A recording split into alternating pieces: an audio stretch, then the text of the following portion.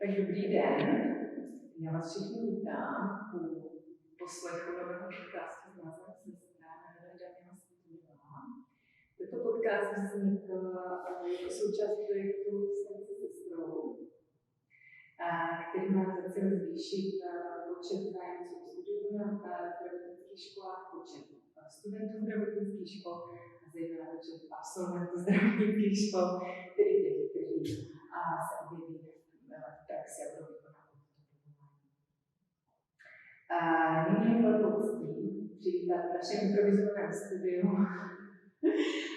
vůbec našich prvních místa, magistra Pavla Lukáše, vyučovaného specialistu, zároveň pedagoga a člena aktivní zálohy České republiky v městě Raporčík. Ahoj Pavle, já tě tady vítám. Děkuji, že jsi přijal pozvání a společně tady s mým hostem se pokusíme vám přiblížit zdravotnické povolání, jeho krásy a úskalí. Takže Pavel, při studiu tvého životopisu mě zaujala jedna věc, a to tak, že tvoje cesta k povolání zdravotnického záchranáře nebyla úplně jednoznačná. Ty jsi vlastně studoval školu střední úplně jináčím zaměření. A kdybys nám mohl trošku povyprávět, co tě svedlo nakonec ke studiu zdravotnického záchranáře, 3 roky od maturity vlastně, a jaký byly tvoje začátky a vlastně ta cesta k velkovodu. Já původním vzděláním jsem zemědělec. Já mám zemědělskou technickou školu, pedagogickou. Tak jsem strávil 3 roky na zemědělské univerzitě, studiem fytotechniky. Takže byla to taková obočka, ale co si pamatuju z dětství, tak já jsem vždycky chtěl být doktor, lékař, zdravotník. A prostě nemělo se to jiným směrem té disciplíny jako fyzika, matematika. S tím jsem se potýkal. Je pravda teda, že v našem oboru byly potřeba na těch zdravotnických školách, to odpadá. Navíc já jsem se v tomto prostředí občas vyskytl, že moje maminka je zdravotní sestra a má nějaké zdravotní potíže, takže já jsem se i s tím zdravotnickým prostředím vlastně potkával. Takže ten moment, kdy jsem do toho kontoru vstoupil, byla vlastně moje první zdravotnická škola, což byla dobrovolná sestra Červeného kříže. Já jsem jezdil vlastně jako zdravotník na dobových akcích, když jsem začínal. A to byl vlastně první kontakt, ten zlom. Definitivně se stal vlastně 1990, to byly veliký původně. Má se to někdo ještě vybaví, troubky. Já určitě ano. My jsme momentálně ten čas strávili taky na táži, já jsem taky dělaná jako zdravotník, teda na oddílu, pak jako praktikant vedoucí, takže velmi dobře si toto pamatuju. A tam jsem vlastně jako dobrovolník Červeného kříže pomáhali distribuovat humanitární pomoc, tak jsem se k tomu dostal blíž, klasickým záchranným sborem. No a v té době se vlastně otevřel první ročník studia diplomovaného zdravotnického záchranáře na vyšší odborné škole. Tak jsem se o tom dozvěděl a odešel jsem z zemědělské univerzity, která s tím dotyčí.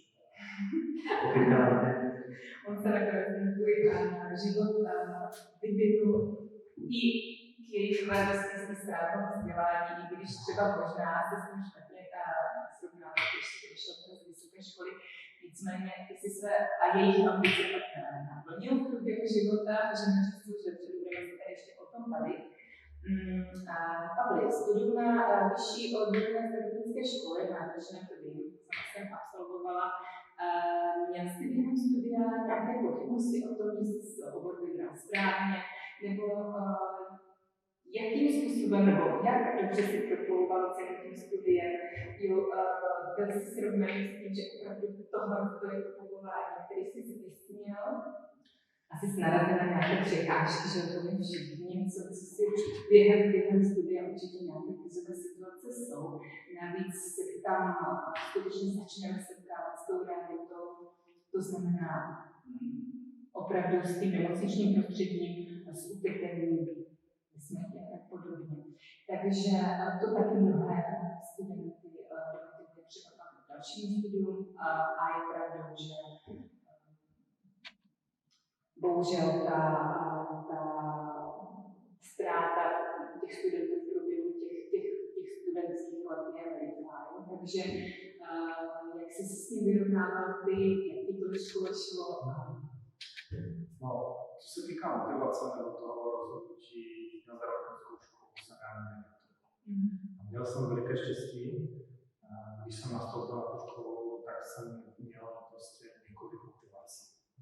Tak jsem teda věděl, že to bylo moje rozhodnutí, že prostě za to zodpovídám a stál jsem se za to, že jsem byl rozhodnutý tu školu vystudoval prostě za každou cenu, nejen kvůli sobě, ale i kvůli rodičům. A můžu teda říct, že to byla tefa, protože ta práce v tom nemocničním prostředí, jsme nastupovali na praxe, že to bylo v té době koncipováno trošku jinak než je teď. Mě prostě sedlo, takže já jsem měl štěstí. Nepochyboval jsem o to. A druhá věc, která mě pomohla, jsme byli výboru na studentů. To teda můžu říct, že nás hodně drželo, byla tam skupina zdravotníků, protože to bylo vlastně specializační pamaturitní studium a část těch studentů měla zdravotnickou školu.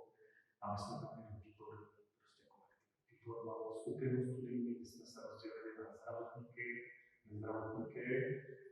na praxe jsme vždycky šli v kombinaci. I škola si myslím, že to dobře zvládla, že ty zdravotnice nám nepomohly. Tak já jsem pochopila teda, že do té doby vůbec ten obor zdravotnický záchranář neexistoval, že jste byli průkopníci, takže se to asi tak nějak všechno tvořilo v tom věku. A dobře si to asi sedlo. No jako uchopitelný obor zpočátku samozřejmě jsem si chytat nějaké mochy, ale to bylo kolik to přijde. Já, co si vybavím, nás nastupovalo něco přes 20, asi bylo 23, 24 v prvním ročníku a končilo nás něco kolem 19, 18, nějaký dopad tam byl. Jo, ale nemám se nározovat. Vždycky spíš tak. To bylo 15 časů, kdy opravdu Takže nebyl tam velký dopad. Měli jsme štěstí. Zeptám se, co bys ty, mimo jiné musíš jako pedagog, nyní na vyšší odborné škole zdravotnické, ze které jsi tedy vyšel, to by se ještě pak dostaneme. Co bys konkrétně ty doporučil studentům ve chvíli, kdy na ně nějaká taková krize přijde? Co by třeba si měli uvědomit, co by měli udělat, aby se překonali, aby se trvali k tomu svým snu o tom studiu zdravotnické školy a nevzdávali to předčasně, protože bohužel stává se to všem. No, zpětně po těch letech, co vidím kolem sebe, tak vlastní zkušenosti bych doporučil studentům, ať prostě si dopřávají velké radosti. Ať na sobě pracují. Tím, že se něco nedaří v škole, to může být nějaká záležitost krátká, dá se většinu věcí pracovat, dá se s tím vypořádat. Málo co je úplně definitivní, ale když se člověk prostě stará sám o sebe, možná to bylo něco vždycky, ale určitě prostě si dopřát takový drobný radosti života. Takže to bych jim doporučil. No, pracovat na sobě, že pracovat na sobě, ale mohli by dělat spoustu věcí, nechat si nějaký prostor i mimo školu. Mít prostě svůj nějaký svět, nějakou věc, kterou si budou dělat. Ono je to pak dobře, když si to takhle už odčleníš, protože v rámci naší praxe je to strašně důležité. Kdyby oddělit ten osobní život v tom pracovním. Nepřetahovat si nějaké pracovní, to studium je vlastně jejich práce. Zaměstnání je to důležitá věc, ne, ale snažit si udržet, oddělit si osobní život, nějaký rodinný život od toho školní. Prostě mít nějaký prostor, kam se vytnu, já se tomu pak ještě dostanu dál, mít prostě nějakou alternativu. Určitě nezdávat se, jo, mít nějakou prostě možnost. A můžeš mi říct, co osobně tobě bylo pozitivní na vysoké škole? No, kromě toho nějakého zaměstnání a jistoty a podobně, tak studium na zdravotnické škole vám dá do života schopnost rozlišovat mezi tím, co je opravdu důležité a co důležité. Protože tam vidíte lidi opravdu v krajních situacích, setkáte se s utrpením, setkáte se se smrtí nejcennější, co jsem získal, prostě náhled na tu subjektu ostatní. To sice asi nejvíc. Já myslím, že to mám mnoho těch rodovníků podobně. Já osobně to teda podobně mám, protože jsem si já jsem to vždycky toužila, nějaké prostě byly vstupy na gymnázium. Nechtěla jsem na gymnázium, chtěla jsem na střední pedagogickou školu, pak byly ještě nějaké pokusy z medicíny a tak podobně, ale dopadly. Takže já jsem se vlastně úplně do toho dostala, až když mi bylo 33 let, začala jsem to studovat, už jsem teda měla něco za sebou, docela pestrou kariéru a život. A je pravda, že toto se mi stalo taky. Že až tady na půdě, to teda točíme na půdě naší školy, až teprve tady jsem pochopila, co je opravdu v životě důležité. Srovnala jsem si ty priority. Je pravda, že někdy člověk má tendenci jako sklouznout se k svým starým zvykům a nějak řešit věci třeba nepodstatný, ale musím říct, že to úplně chápu. To studium na zdravotnické škole. Náhodou, kde si myslím, že člověk získá tu možnost vytřídit si. A je to fajn, no. Je to fajn i do toho pracovního života, to ti dá strašně moc auto. Plně tomu rozumím. Mohl bys mi říct, co se stalo po absolutoriu na naší odborné škole zdravotnické, kdy jsi teda začal sloužit na záchrance? Já jsem ještě ročník, který prošel základní lékařskou službou, všechno to povinalo. Nesamotně byly cesty, jak se to povinalo. Přesně tak. Že jsem se rozhodl pracovat na záchrannou službu, zmožňovali o kariéře lékařské, profesionální, ale se to bylo jinak. Takže já jsem vlastně šel sloužit do vojenského hlediště a potom do školy jako pomocník výkonného praporčíka. Já jsem ještě strávil rok v armádě, vojenskou službu základně, to bylo to jsem studoval záchranku, bylo to do Boskovic. Jsem ještě pracoval 20 let. A z Boskovic teda teď nyní seš v Lansku. Takže druhým rokem seš v Lansku. A můžeš mi říct třeba, co tě na začátku té tvé kariéry v praxi překvapilo? Tak nejvíc mě překvapilo, jak rychle člověk vypadne z tempa. Že jsem ztratil za ten rok, když jsem odešel z toho zdravotnického prostředí úplně jiného světa, takže jsem ztratil některé dovednosti a nějakou dobu to trvalo, než se mě ta erudice vrátila zpátky. Třeba zajistit, že ji rozumím. Takže určitě doporučíš, aby naši studenti zdravotnických škol rovnou zkoušeli do praxe. Ať neodkládají. Určitě prostě zbytečně neodkládají a ty dovednosti se rychle ztrácí. To rozumím, je pravda. Je to pravda, určitě je to dovednost jako každá jiná. Musí se procvičovat.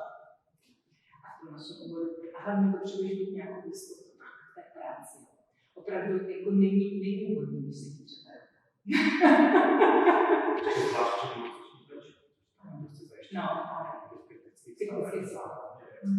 Dneska už má přístupy, poradíme si na doby, kdy jsme nastupovali, tak to ještě nebylo úplně jako triátor, celá postupy, tak to bylo začátce.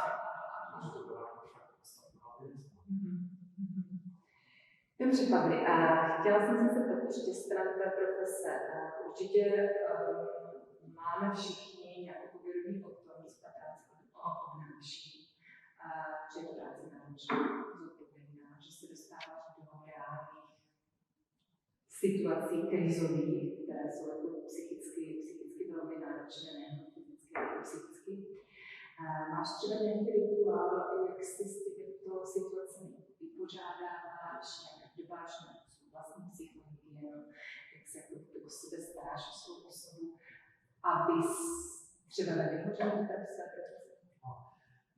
Nevím, jestli se to úplně jako daří, ale že bych na nějakou strategii, nějaký jednotný postup určitě ne, ale určitě mám pár věcí, které dělám, myslím si, že mě pomáhají.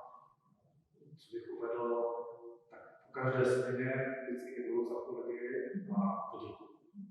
Ať byla směna jaká byla, tak vždycky potom jdu a poděkuju. Díky, šlo to dobře, máme to prostě to náročný jeden, ale díky, uvidíme, jak to bude vypadat dál. Ten nové směny, co nastoupí, vždycky potřebuji.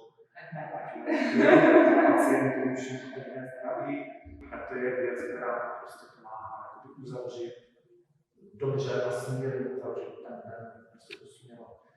Snažím se netahat si to, co vidím v zaměstnání, to, co vidím v práci, netahat si do rodiny, netahat si do osobního života. Snažím se to prostě udržet, rozdělit si pracovní život, osobní život a svůj soukromý. Prostě bych si to rozdělil na tři části, to mě pomáhá hodně. Nedopustit, nepřetahovat se prostě všechno, táto bylo někomu vykládám, co bylo nebo nebylo. Snažím se to prostě jako dobře. Nevím, jestli je to dobře, ale mě to pomáhá prostě dělat si zavřet. Určitě to dobře je. Já teda s tím trošku bojuji, když jsem plná těch emocí, tak to jako potřebuji s někým sdílet. Takže to třeba dva partnerovi říkám, sice že mi ho mluví trošku jako svavěrsky, že prostě vůbec jako dokážu přenést tu emoci, ale jako snažím se kousat třeba tu situaci, co se třeba dělo, jako když jsem pracovala na projektu nebo tak. A snažím se mu to jako přenést, jako chápu, že to třeba chvilku táte, ale jenom to, že tam je, že to vyslechne, tak jako pomáhalo mě to vyrovnávat se s některýma situacemi, nebo jsem zvyklá si třeba tak přemítat to, jak jsem to udělala a jestli jsem to třeba neměla ochotě trošku víc zvládnout, nebo tak. Že mám ještě doma tu sebereflexi, ale je pravda, že teda mám oproti tomu mnoho zkušeností a ještě se vlastně učím s tím pracovat. A co se týče toho rituálu a toho poděkování, to je dělala jsem zaměstnání také a máme to tak nastavený a myslím si, že to znamená tak nějak jako přirozeně a že to fakt jako moc pěkný zakončení, že to maličkost máš jako směr, že jo, jako se usmát, prostě zeptat se, jak se má, jaký má den, jo, jestli všechno v pohodě, rozloučit se a poděkovat, to jsou prostě taky maličkosti, které nic nestojí a určitě tvoří ten kolektiv. A pak jsou to takové dobré prostě, jako fakt se odměňovat, dopřát si, snažit se udržet hlavou, myslet, číst, pracovat na sobě. Vzdělávat se, vytvořit si nějaký prostor, jakoby alternativu, možnost třeba být někam, tak to je možná dobrá věc, pracovat na tom od začátku, nějakou variantu, aby se něco stalo. Ještě se k tomu asi dostanu. Určitě ano. Je to součást toho, jak se vypořádat s tím, že člověk pracuje na sobě. Mimo jiné ti pomáhá asi víra, je to tak? No, je to tak, je to víra, ale třeba trochu si neskromně říct, v mém případě, že to není až všichni o víře, ale je to uvědomí. Já to prostě vím. Já jsem si jistý, že to, co se tady děje, má smysl. A dopadne to prostě dobře. Bude to dobré. To je hezký. Tak, chtěla jsem se ještě zeptat, už jsme se tady hodně asi dotkli toho, co osobně ti tvá profese dává, čím tě naplňuje, asi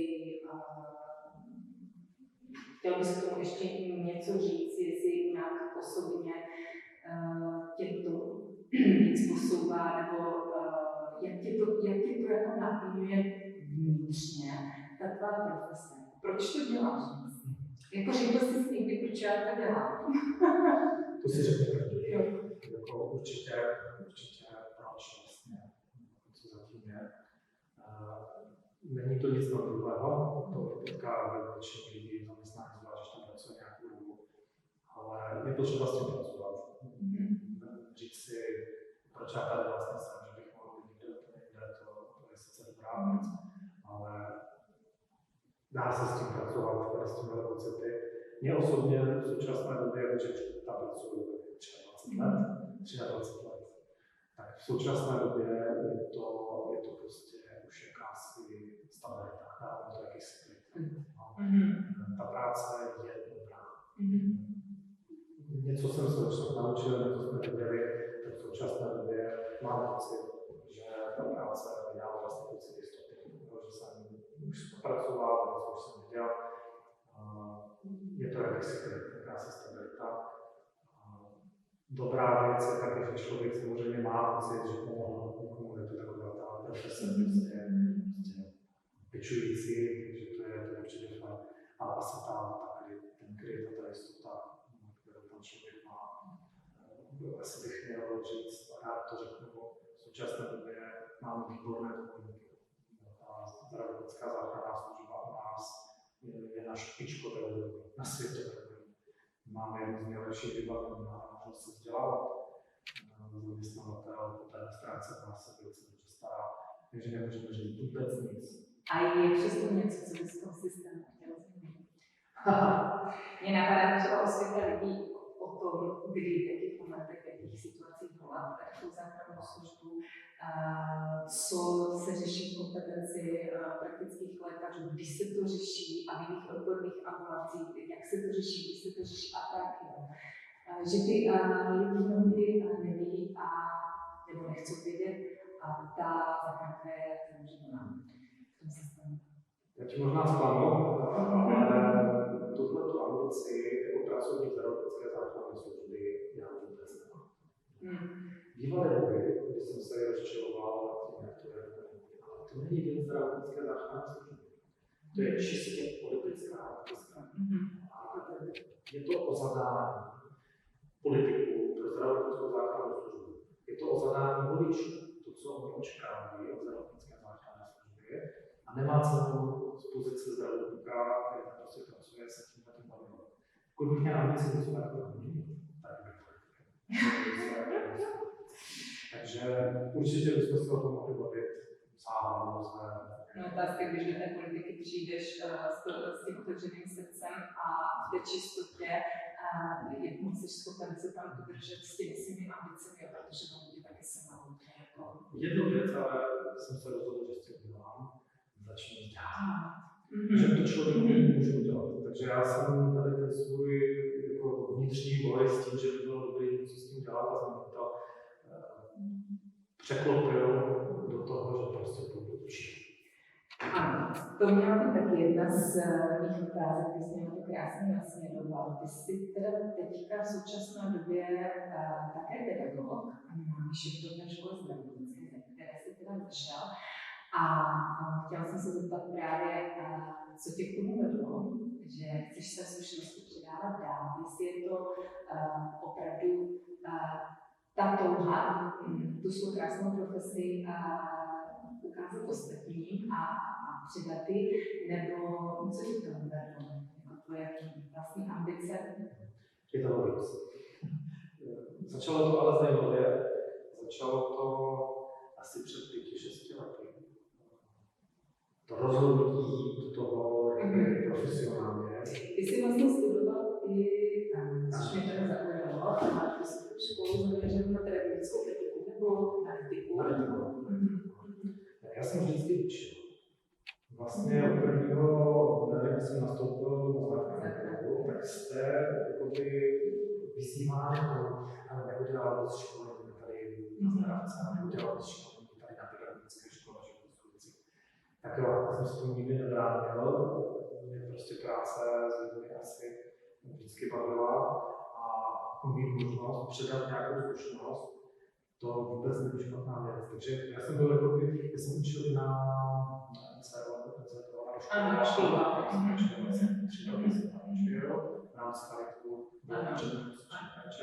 pak jsem učil 3 roky základ. Ještě na vyšší odborné škole bez farmaceutika. Takže já jsem vždycky se tomu trošičku věnoval. No a pak jsme se viděli s kolegou nejmenovaným Bošem v Podkrovce, stará hvězdovka v Kosturici.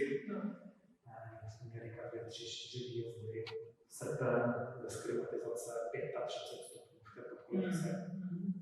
Horko, ideální podmínky, ale nějaká společenská chlazená, to je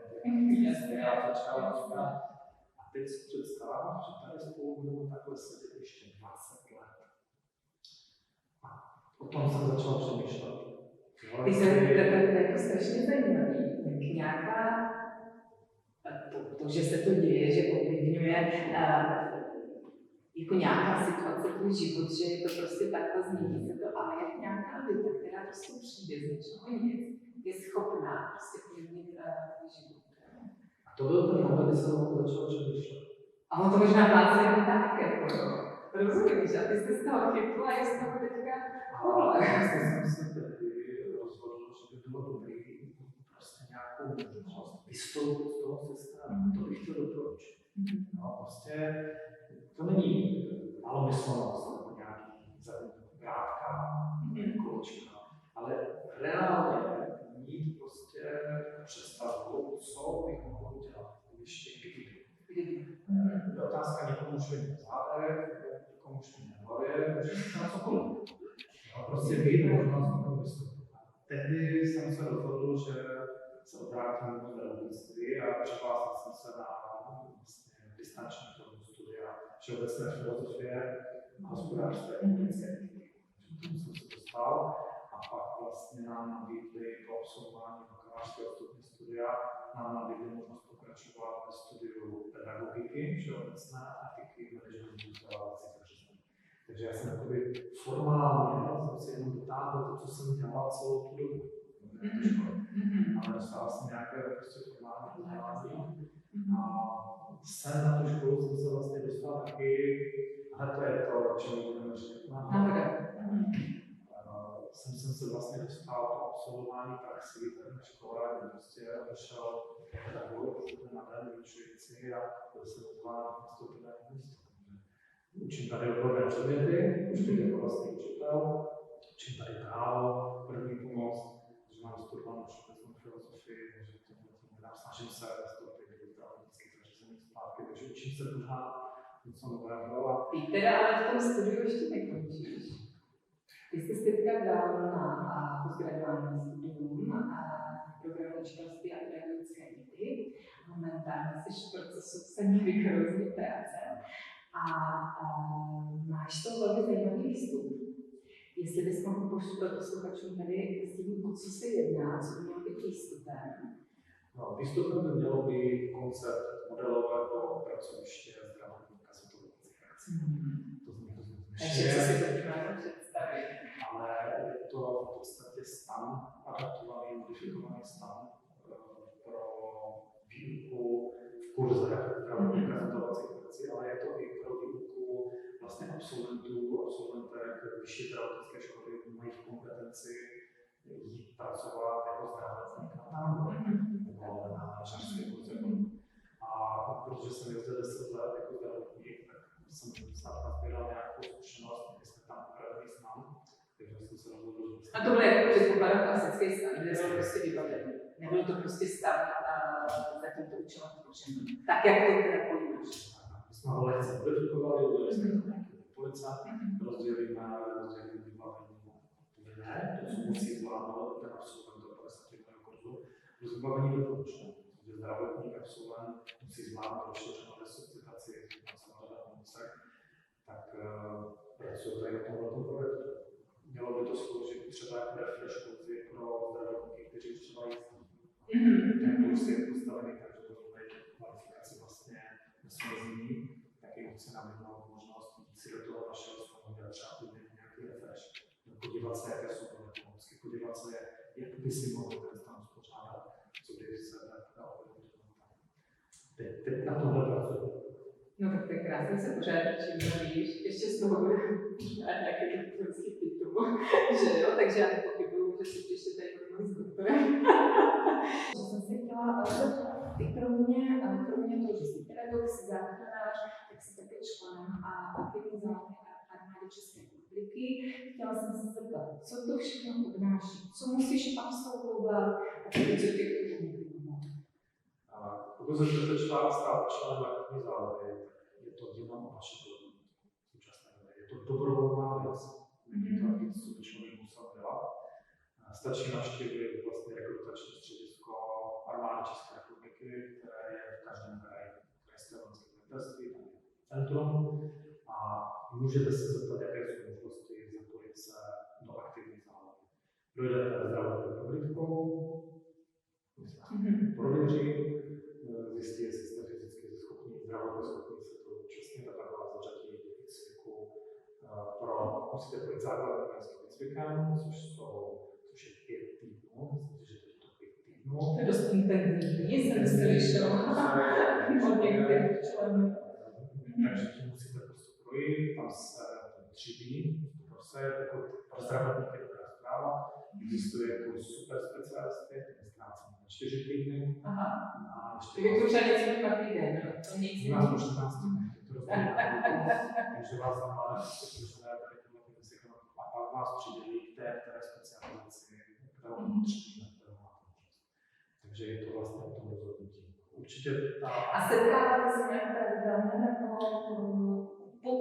po té, co ty uděláš jako ten kurz, dejme tomu základní, tak jestli pak následně ještě něco probíhá, nebo pak už jenom čekáš, že by něco chytá.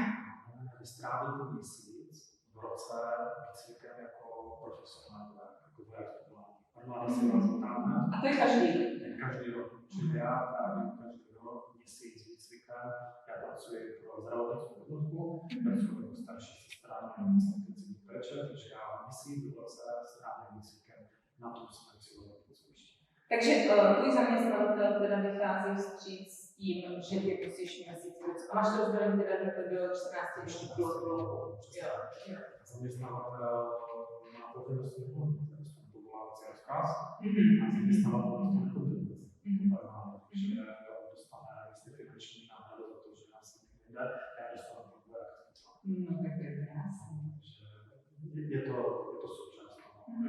Hlavně je to možnost, jak prostě... Ale baví tě to zase něco jiného, vytáhne ti to z jeho uvozovkách stereotypů, i když si to stereotypně moc nemáš, teda, jak jsem pochopila z toho rozhovoru. Ale je to součást toho prostě udržet se tam. Vykročíte úplně do jiného světa. Nám tady se krásně ukazuje, jak je to zdravotnické povolání vlastně úžasný v tom, že člověk fakt má obrovské rozpět, že jako může dělat opravdu strašně moc větší. Každý ten obor je jiný, to je prostě jasný, jo? Že se člověk má pořád co určitě může domluvit, všechno to je jasný. Ale i jako můžeš mít administrativní pozici, můžeš dělat na sálech, můžeš dělat po lůžkách, v ambulanci, můžeš dělat pojišťovně, jo? Můžeš se zapojit i do tady těch aktivit, co děláš, ty můžeš učit, jo, na školné škole, nebo vlastně pedagogicky nejenom, jo, jenom na střední školách, takže ten rozptyl je vlastně úžasný a veliký, jo. Dobrý, Pavli, tak já si myslím, že jsem ti tam vyspovídala dostatečně, ti moc děkuju, že jsi přijal pozvání našeho prvního dílu, protože ti první máš vždycky nejtěžší. Doufám, že tě to tady s námi aspoň trošku bavilo, že jsi tady byl rád. Já ti přeji hodně šťastných chvíl, vyléčených pacientů. A musím za sebe říct, že mám pocit, jako, že svět je ještě v pořádku. Když nás zachrání lidi, jako jsi ty, a když takový lidi už učí naše děti. Takže ti moc děkuju. Přeji ti krásný den. Díky moc, těšilo mě. Děkuji.